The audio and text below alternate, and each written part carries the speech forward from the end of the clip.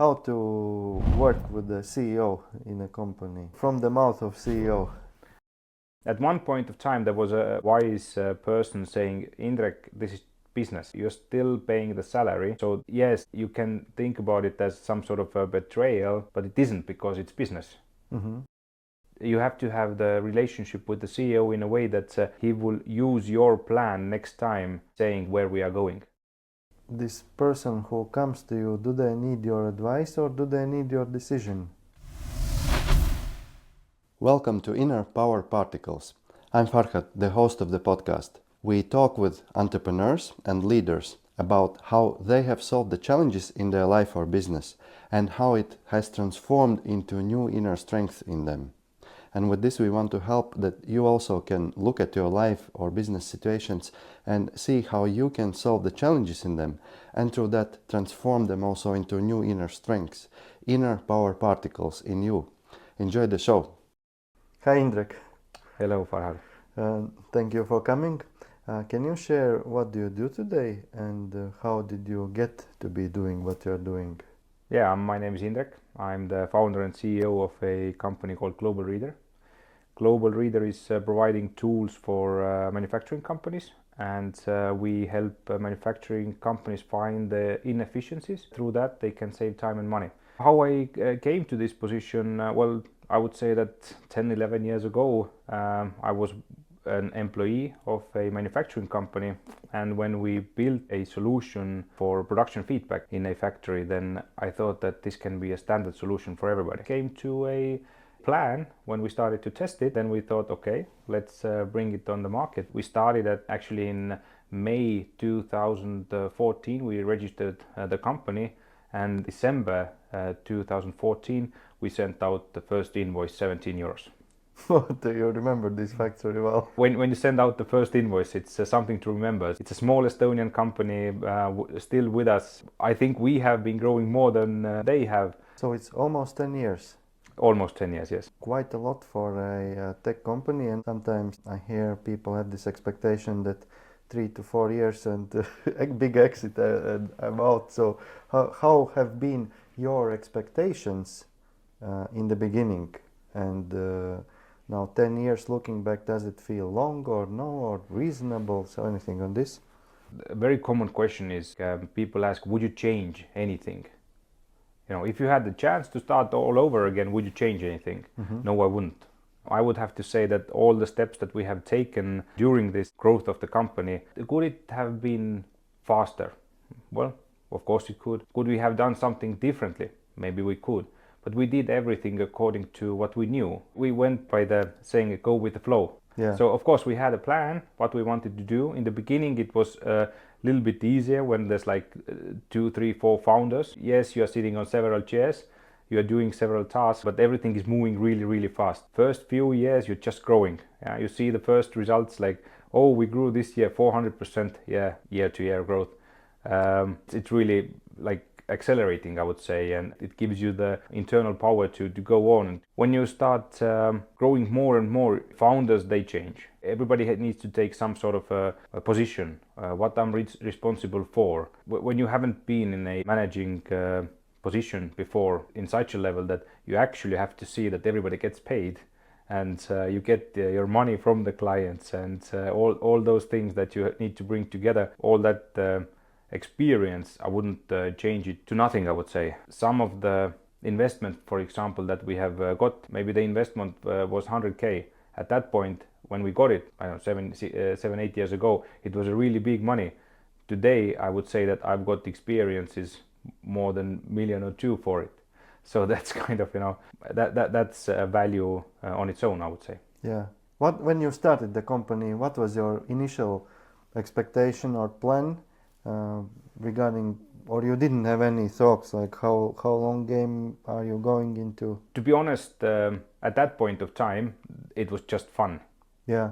And I thought that, this is cool. Let's see if we can make it. Okay. There was, when we started that 2014 in May, there was this Latitude 59. We went there and it took half a year or something like that. We got already 10 free clients, I would say. So the clients who were testing our solutions. We had kind of the mentality that even if maybe the product isn't working as well as it should, we should sell it.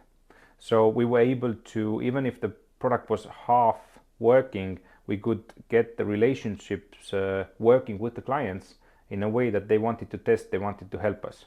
Until so far, I have a very good mentor and an investor, Raido Pikkar from Tourgate Ventures. He was like a mentor, and at one point he was telling me, Indrek, you have to make a decision. Is it like go or no go? And I was still working as an IT manager at that point of time. So taking a leap towards uncertainty and starting from 1st of January 2015, my entrepreneurship career, I would say, it was a pretty big leap because my first daughter was 4 years old and my second one was born already in 2014. So I had 2 children and I was jumping into, I will start new career as a businessman basically. And how is it now, 10 years later? Do you feel like still fully energized or tired from this business, or how is it? Do you get tired at some point of time? Yes, you do. Of course you do. It's when you're an entrepreneur, then it's you have your highs, you have your lows. I would say that the question is about the change. So what I've learned in these last 10 years, one thing definitely is that the bigger the team is, the more time you have. The question is, am I able to do something with the extra time that I have? Yeah. So am I tired? When I have nothing to do, yes, I'm tired. But when you, let's say, take the time to do other tasks, let's say this interview, I can come here, do a interview that takes all along, it takes 2 hours of my day, and I have the time to do that, then it's then I can say I'm not tired from my business because it enables me to do other things. This means that as the business grows, you have a team, you have a bit more, or not a bit, but more freedom. Definitely. But it works if what the business does feels as there you are somehow living according to your values. Because sometimes when the person's values changes from the business away, then it feels like the business is eating away time. But for you, I feel it is not so, that you are in what feels meaningful. One thing is definitely meaningful because I absolutely love the companies that we are working with. We know that we can do very, very interesting and very, very great things, both for us to learn and for the companies to evolve, the manufacturing companies. So that's kind of one part. But on the other hand, I would say that there's a huge difference in terms of mentality. What I see, and this is especially what I see in manufacturing companies, is that company, let's say they are doing X amount of revenue, they have about 30 people on the payroll, but they have 3 managers and 27 working on the shop floor doing some sort of a product. These 3 people that are managing the whole company, one of them most probably is the owner, who's the CEO also. They have built the company in a way that they can't take themselves away from there. Mm-hmm. So they decide everything, everybody's coming to them. But I started to build the company, and I've always been like that. I want to build things in a way that you can always take me out of it and nothing will change. Everything will still work. Mm-hmm. We had a partner, telecom partner, in the factory where I was working. Actually, it's a group of companies, and I was the group IT manager. And telecom partner, key account manager or something like that, he was saying internally in that company, they was saying that Indrek is a very lazy guy. Mm-hmm. He's doing everything in his power so that he doesn't have to do anything. Yeah. So what it means for me is that at times I can be like, I can work 24/7, no problem. But at one point I know this will lead to a place where I don't need to do anything. Mm-hmm. So that's kind of, I know that I need to build a team that can do everything without me. What are the key ways how you have accomplished it? Maybe if you look at structure, the way how you delegate, the way how systems are set up, or it's something For else? me, it was the question of processes. Okay. So in the first years, it was like when you have 10 clients, it's easy. As a founder, you can sell the product, you can install the product, you can train clients' people, you can do the support, you do the upsell, you do the lock-in, all the parts you can do on your own. Then afterwards, when you up to 10 people, you still have, as a manager, you have like 9 specialists, let's say, Yes. that you have to delegate things. And then it's like you still know the processes in your head, because you know that okay, you will do that, I will give this task to you, I will give this task to you. But when you have over 10 people already, then you need to restructure everything. Exactly. So basically you can't do everything on your own, but you have to have the idea. The others, if they follow you, they follow you, and that kind of shows if you are going to the right direction, in my opinion. We started to push aside or push the different apartments a little bit away from each other. So we created development team, we created support team, we created sales team. Yeah. This means that even though those 10 people that were in the company previously, they now knew that I'm part of this team. Every team needs to have a manager. Even if you don't know what the processes are in the beginning, then it will start to work, because the manager will need to start thinking on their own. They will have to say, this is my team's process. And Yes. if this is a manager who can do that, then you have a right person in your team already. Yes, but this is possible if you as a CEO allow it to happen. Because the opposite would be that you would even still micromanage that manager and tell him what to do. What I'm hearing is that you are that type of CEO who provides context in which this is Definitely possible. not. Definitely not. You're not? No. This has come, I would say, in the last couple of years, I would say. But so it is there now. Now it's there, yeah, Okay. more and more. Because before that, I know that it's very easy when you're the founder and the CEO, because definitely I don't have all the skill set that my team has, but you have a knowledge of everything. Yes. So it's really easy to get a piece of information and jump in on that information and start to micromanage. I've done that several times, and I will do that in the future. I'm pretty sure of that. On the other hand, it has in many cases helped us also. So you kind of, as a manager, you don't want to micromanage. Yes, you will give options. Hey, if we do like this, what will happen? If you do like this, what will happen? Of course, we can do that. But in the end, if decision making is maybe the hardest part, any small business like mid-level manager. So from one side, they are not responsible for the budget, but on the other hand, they need to make a decision. So what do? You go and ask from a higher level, asking, hey, I want this 100 euros. I don't care about that 100 euros. Come on, make the decision. Let's talk about it later. The balance between micromanaging and saying, hey, just go and do it, it's kind of thin, I would say. If we look again at these 10 years with Global Reader, can you share what has been maybe the toughest or the hardest learnings for you? I've had many people in the company, and I always think that any person that comes into the company, into my life, they were needed at that point of time in that company. But I would say that what I've learned most is they're still work friends, if that's a right saying, I would say. So they will fill in the position that you need, but in the end, they might kind of backstab you. Uh-huh.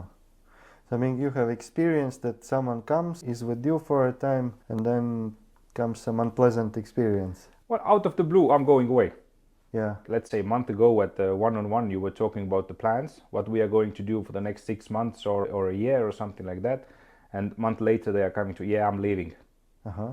So you have already put an effort into that person. You have some sort of an emotional commitment, at least from your side, from my side, I would say. And then afterwards, they say, I'm leaving. Okay. How has it felt for you? In the beginning, it was really hard. It was very easy to go and find my friend Chuck Daniels in the evening and have a discussion with him. Okay. But at one point of time, there was a wise person saying, Indrek, this is business. You're still paying the salary. So yes, you can think about it as some sort of a betrayal, but it isn't, because it's business. Mm-hmm. And this is kind of the same way. I don't know. You're buying a coffee from a gas station. You go there with your money. Here's my 2 euros. Give me back my coffee. Kind of the same thing. Well, not that literal, but still. And that kind of has changed the mindset a bit from my side, because I know that as a team, as a company, even if some people do change, I think that the change is for the better. Yeah. And how has it changed you? having these experiences? I think that, and I don't know if it's a good or bad thing. I haven't figured that one out yet. But I have to say that it is kind of you distance yourself a bit. Mm-hmm. So you do have a good relationship with the people, and you go out, have a beer and everything, but you don't go and spill your heart. Yeah. Uh-huh. So that's kind of definitely has changed. I think that I have been saying much more in the past than I'm saying right now inside my team. Yeah. I have to choose my words wisely. I do not lie. If somebody asks a tough question, I will answer you, but be ready for the answer.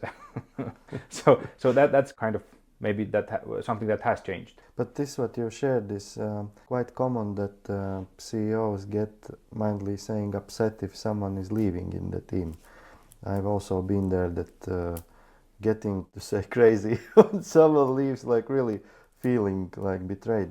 And one thing that came once, my partner then told me that, hey, but you are, it's you created this, you were acting like a father to this person, kind of imposing yourself with all this energy, like care, so much caring, but it shouldn't be so.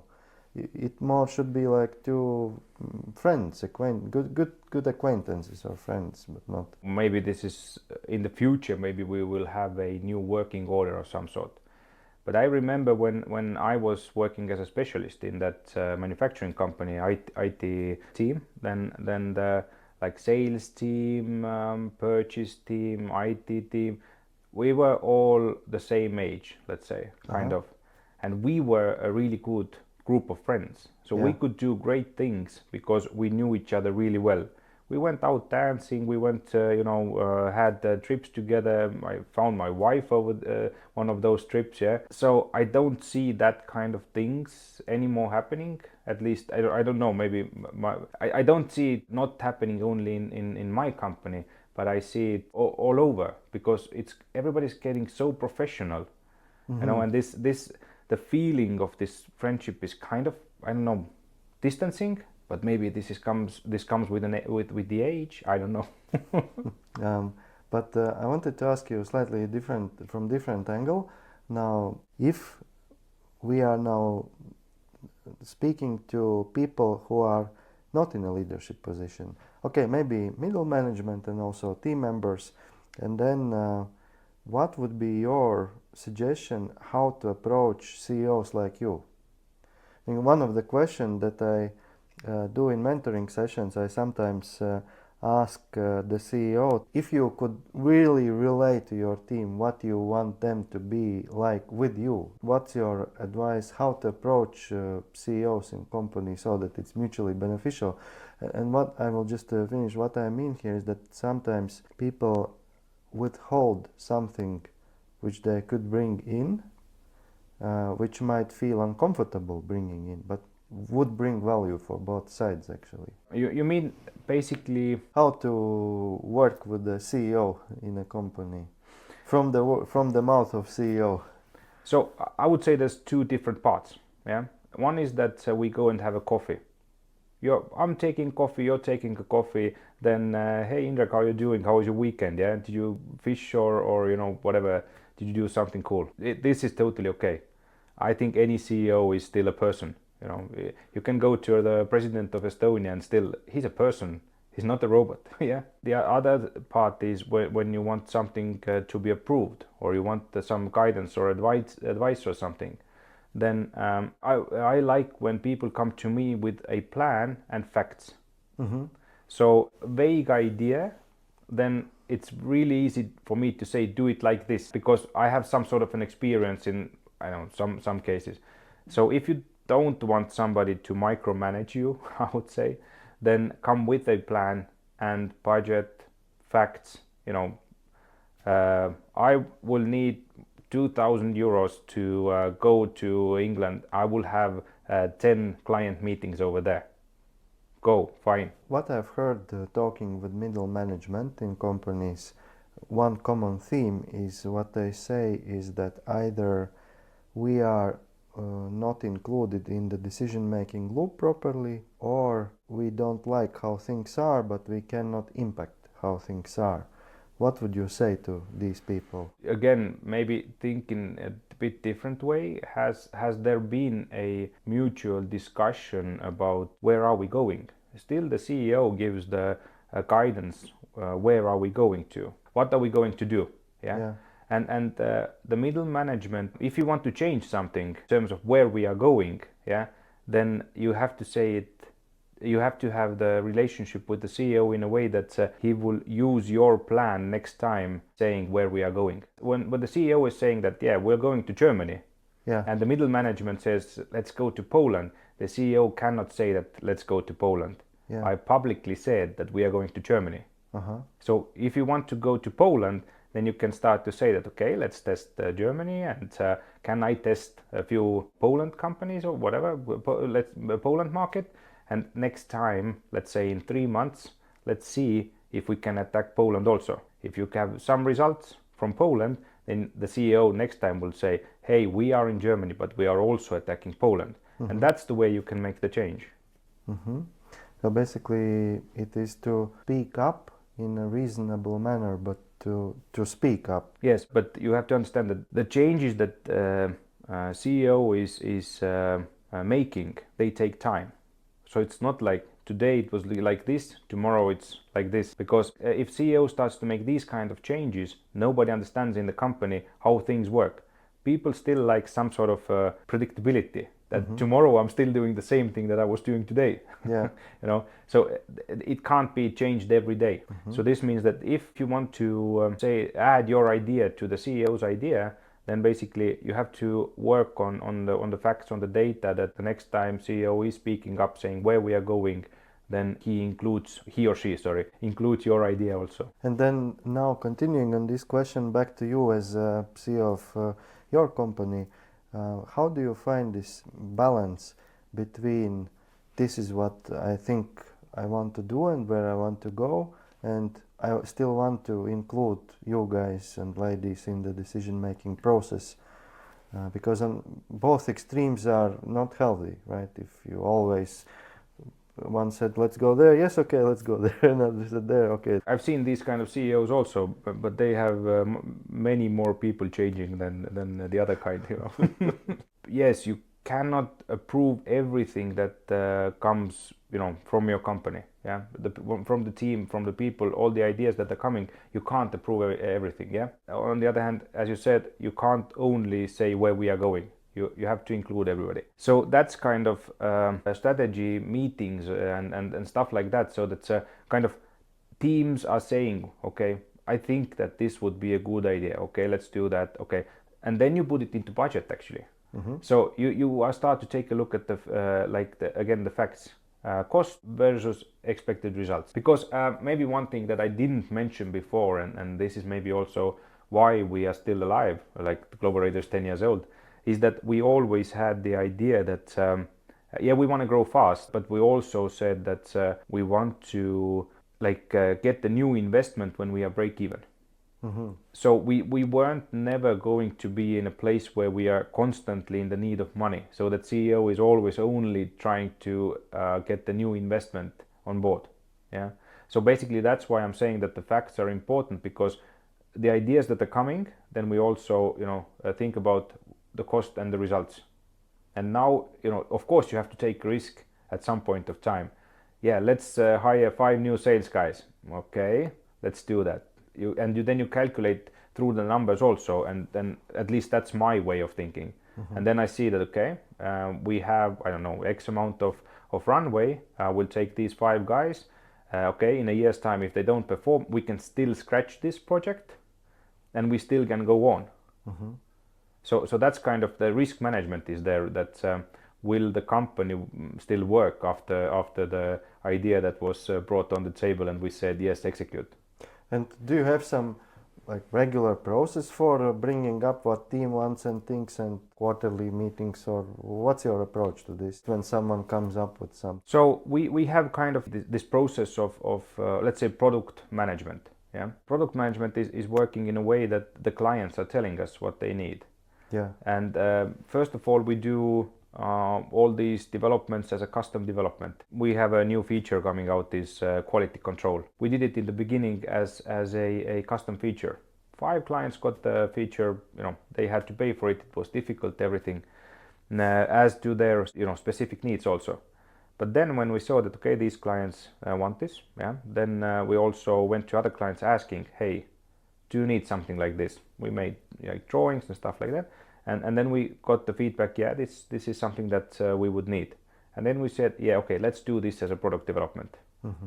So like the work between sales, between development, between support, we are gathering information from the clients, how to develop our product. Yeah. Well, where to go is, again, we did a data gathering. So in terms of expansion, like European countries, okay, which ones to attack? Well, we thought what would be the good things to have to say that, okay, we could succeed in these countries, like English speaking people, the percentage, like manufacturing from GDP. Yeah, I don't know, there's the level of manufacturing, what kind of industries are there, stuff like that.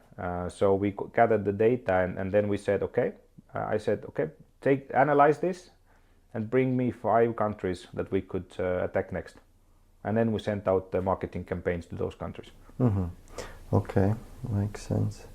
Let's jump to different area of life from work.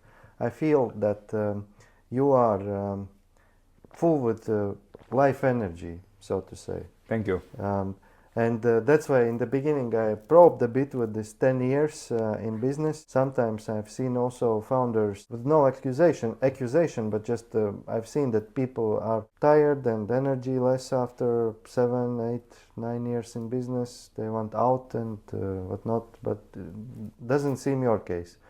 From where do you get the energy and zest for life, so to say? To be fair, I think I was in a really bad situation this spring. I would say in June. I had really not far away. Not far away. So I was like really tired. There was a process going on for past year internally. I can't go into that subject at the moment, but it was like difficult process, and it kind of ended at that point of time. But the result wasn't as I was expecting. So it was like really, I'm so tired. And again, my good friend and investor Raido Vikar came to help. So we had a discussion, and he told me that, Indrek, as soon as possible, find yourself a COO so that you can give all the daily tasks away. Take 2 months, 3 months off if you need, and repair yourself.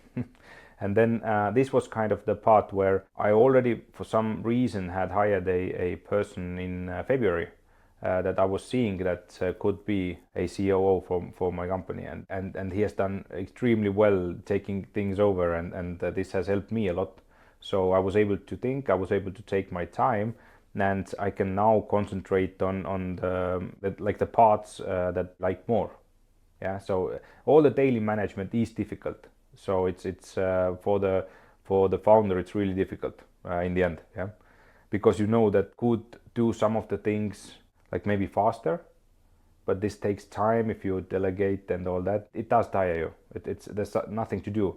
But if you at one point you have the possibility to have a COO and the rest of the team is working, then you can take yourself out of the daily problems. Yeah, and that really helps you. Yeah, this makes so much sense, because one of the things that is tiring people is that we run out of vision and ideas what to do. But how can you have a vision and ideas if you are head down all the time digging in the daily stuff and daily operational Exactly. stuff? And also there's the personality aspect that founders usually love to go into unknown territories and create something new. But once the business is established, then it really takes a lot of time just to upkeep what is. Right? Exactly. Hiring a COO makes sense. If I can, I would just have to say that again, this was the mentality was there that all the teams were already working. Yeah, and now it's like the new territory for us is the new business and the new sales. Yeah? So this is kind of that something that we have to take away from the daily business. Like when we have a client, account management, support, this is something that happens every day. Yeah, every client has a problem, every client has a new project coming in, something happens all the time, yeah. And as a founder, as a CEO, if you get stuck in there, then it's really difficult. What founders usually can do, they can talk about their product. And what better way to sell if you talk about what you know? Mm-hmm. And now when you have a COO, how do you compare? What's the difference for you between you have a COO and before you already had the heads of teams? Because looking superficially at this, in theory, we could also argue that, hey, but if you had heads of teams, they should be able to accomplish everything and you still are free to do what you want. Although in practice it's not so. I want your experience why it's not so. What is this additional that the COO is adding to the mix? For me is that I don't have to be in the office 9 o'clock in the morning and leave in the like 5 o'clock in the evening. Okay. Because if you are a daily manager, you basically have to be there with your team all the time. Mm-hmm. But it isn't much different from any other, being in any other company as an employee. Mm-hmm. But if you're a founder, you're actually entrepreneur, then you need your time. You're working, or you're doing this because you want to have your freedom. But if you get stuck from morning to evening in the company all the time, being in the office all the time, the dream is great and everything is great. Absolutely don't get me wrong in this, but it's still tiring because you think that okay, I could do this, but I can't because I have to be here. Yes. So the COO has given me the freedom to actually be at home, sit behind my computer and test out some technical stuff, or make a new, I don't know, ChatGPT marketing campaign or something like that. Test these kind of things out that I wasn't able to do before because somebody always came, hey Indrek, I need this advice. Okay, you have a 10-minute, 15-minute discussion. Okay, you close your door again, you start to go into the subject, and then in 10 minutes, hey Indrek, I need your help on this. And this is something that the CEO gives me. This person who comes to you, do they need your advice or do they need your decision? Or approval. Yeah. I approve you to make this decision. I don't know. If it's a bigger thing, yeah, we want to invest, I don't know, we want to put 100,000 euros here. Yeah, definitely we need my decision. Anyway, we need that. But, in the case of somebody coming, hey, I need this 100 euros, I don't want to make that decision. Make it yourself. You're a wise person. But why don't you just set this decision-making threshold in terms of budget? I have, but on the other hand, people tend to rethink several times what they are doing. I've always said that, make a decision, good or bad, but it's anyway better than not making a decision. Much wiser people have said that than me. But for some reason, it doesn't work for everybody. Yeah, I can't answer that. Maybe that's something to be learned yet. Okay, all right. So, but then coming back to the energy you shared, you felt in June that you were not in a good place. How overall has been your motivation level and emotional experience? Through the years? Yes. Well, there have been several times. For example, the same time frame when I first went to the Cocoon program, then I also was in a very low place. Why? Because I had not made the structure changes in the company. So I was still managing like 15 people or something. Yeah. Yeah. And then when I went to the program and we did a 1 year worth of work, then afterwards there was the first steps towards a structure was there. Or I said that, yeah, you are responsible for this, you are responsible for that. And I actually did it in a different way. The people were there and I said that now close your eyes. Yeah, you are the CTO. Yeah, tell me what are you responsible for. And we did this kind of an exercise and we wrote the things down and that kind of started the place where we kind of now know the processes between the teams and everything. But that exercise was really, really cool.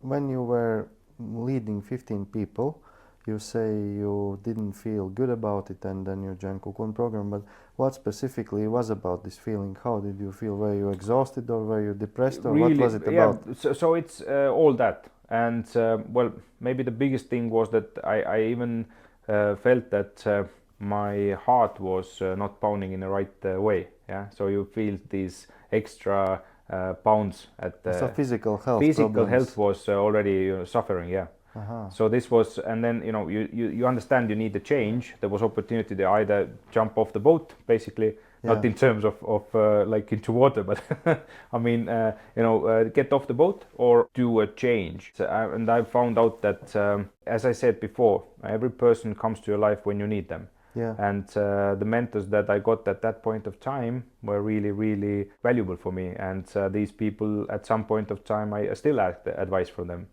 And how is the difference? You mentioned a couple times this investor advisor you have, and then Cocoon program mentoring. How would you compare? What's the difference between them? What tool is for what situation? Maybe also. Let's say Cocoon mentor is somebody with a huge experience. You can always have a discussion, and the Cocoon mentor is advising you based on only the information that you have given to him or her and based on his or her experience. Yeah. But with this investor, he has been with me for the last 10 years. So he knows much more. He has seen when my kids have born. I have been to his marrying his wife, and it also has come closer like that. So this means that besides having a huge experience and knowing, let's say, the logical answers, then he also knows the background. With Cocoon, if you think about that, I have this 1 year program, yeah. Then this 1 year program already starts to give some background to the people that work with you or for you or however we say. You and I, we know each other 5-6 years. Approximately something like that. There has been different kinds of understandings from each other, but on the other hand, you know my background, where I've come from and where I am now, so you can relate. That's kind of maybe the biggest thing, that the mentor helps you the best when they can relate and have the experience. What would be one more theme that we could go into that could explore, well, hardships in life? What you have also gone through and resolved? Can you pull out a card? If you would pull out a card, what would it say? Again, in life there are different kinds of hardships, I would say. Life itself is pretty difficult. We haven't talked about your private life and about your your life with yourself, meaning work-life balance and also family. How has been your this side of life parallel to business? I think the biggest maybe challenge after jumping from being an employee to entrepreneurship is that when you're an employee, then you can just you go to work 8 o'clock in the morning and 5 o'clock you basically finish. That's it. Yeah. So you go home, you have the opportunity. I'm not saying everybody is, but you have the opportunity to not think about work. But as an entrepreneur, you have to, you not even have to, but you always think about work. It's because it's your life, your business. If you have one or several, it doesn't matter.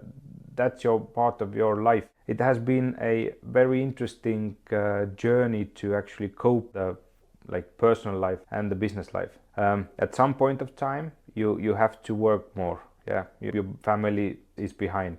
Then at some other points, you turn it around, then you focus more on your family. And the balance, you can never say what is what, but understanding that you can do this, you can actually change this where you are focusing more, is something that's really difficult to understand, I would say. Okay. You don't understand that? No, I understood. But I had, my question is, how do you cope with the fact that if you say you think about work, yes, but you still need in the evening one moment switch off your thinking brain, or you think like constantly all the time? Of course, there are shorter periods when there's something super intense happening at work, and then yes, even during dream, it's kind of processing all the time. Right? But normally it shouldn't be like that. Normally you should be kind of, okay, day ended. Well, still, as an entrepreneur, the day never ends. But again, I'm coming back to the part where you have to make decisions. Where are you focusing? So being a manager of 15 people, for example, then you are focusing only on work. Yeah. You can't focus on your family because all your energy is going to the business. But then when you restructure the company in a way that you have managers, it takes a load off from you. Yeah. You still have a lot to think about and do and stuff like that, but it takes a load off. So basically then you can start to work more with your family or focus more on your family. So the changes that you're doing in a company, these will affect also your family. Yeah. But this, by the way, reminds me that to work hard, this doesn't mean to be diligent, because you could have pushed to 20 team members and leading them directly, working even harder, but that wouldn't mean smart working or diligent working. Definitely not smart working, because you are giving the energy of yourself to each person you are working with. Yeah. So if you have 4 people to work with, you are giving your energy to 4 people. But if you have 15, 20, then you're giving your energy to 20 people. Yes, and my point here is that what if it's so that whenever we are working these crazy hours and there's no time for other things in life, that maybe this is not that this is how it's supposed to be in business, but that actually something is not rearranged smartly in the business. And that's what I wanted to say, is that if this being a manager for 15 or 20 or I don't know 30 people, being a manager and micromanaging them becomes a habit, that's a problem. And then you don't have time for your personal life at all. You can't go fishing, you can't do anything. I went fishing this year. I haven't been for a few years because of COVID and other things also, but we went fishing, and the first day I got a few calls, and we were for 4 days and didn't do any work over there. When we started like 7-8 years ago, I went also fishing.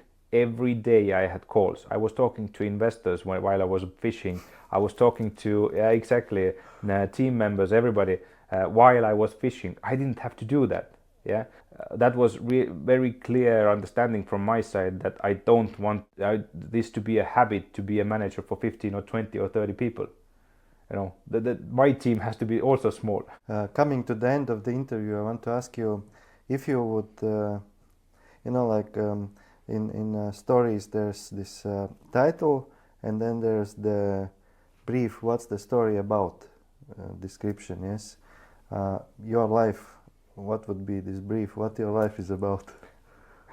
Well, now I don't know why. I'm just saying I have this saying that you have to be smart by your 20s. So I was very smart. Okay. You have to be beautiful by the 30s. Yeah, by the end. When I was really beautiful, and you have to be rich by 40s. Yeah. A week ago I had a birthday. Actually, I turned 40. So thank you. So I had 40 friends coming over, and I have to say that I'm very rich. Okay. So these years have showed me that that wealth is not only money. Wealth is having a good relationship with your family and friends, and that is something that a entrepreneur can never forget. And what in your 50s then? Fishing with my kids. Okay. Thanks for the conversation. Thank you for having me.